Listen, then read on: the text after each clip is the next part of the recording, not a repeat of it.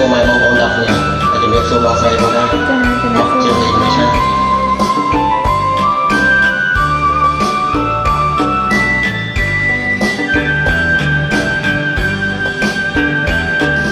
យើងជាគូទុកលែងតាមកគីនាំគ្នាកូនកូនសំទៅព្រៃដល់ក្បាលមកចាំខខៀវខ្ចីដល់ហូរសំរស្រីពេលព្រឹងព្រលឹមបញ្ចោនៅជីវិតមកប៉ិន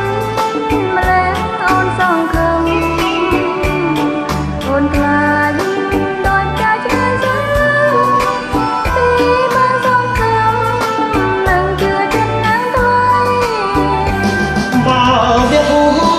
ចាំបានណាប្រឡង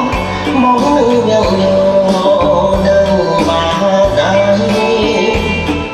មកហើយឲ្យអូនសងសាយ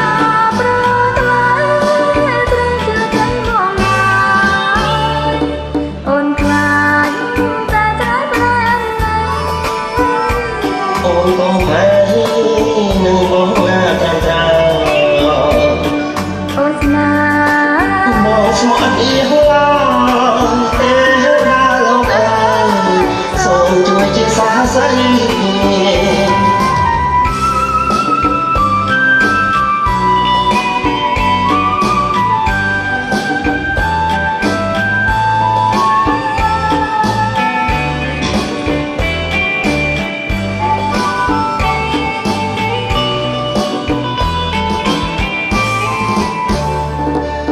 ជា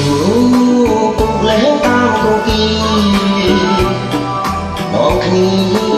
កូនកូនសំទៅព្រៃដល់ក្បាលមកចាំខខៀវខ្ចីដល់ហូរសំរស្រីពេលព្រឹងព្រលឹមបញ្ចោរឿងជីវិតបើប៉ិនម្លេះអូនសងខំ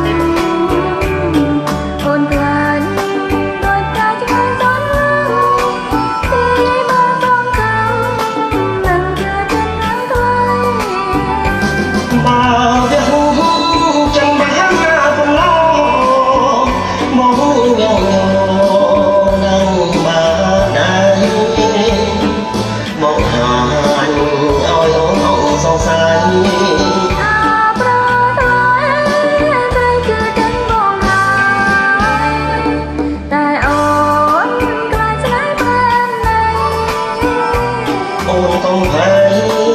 នឹងបងណាត្រាំត្រាអូនស្នាបងស្មោះអីឡើយទេណាលោកអើយសូមជួយជាសាស្រីទេណាលោកអើយសូមជួយជាសាស្រី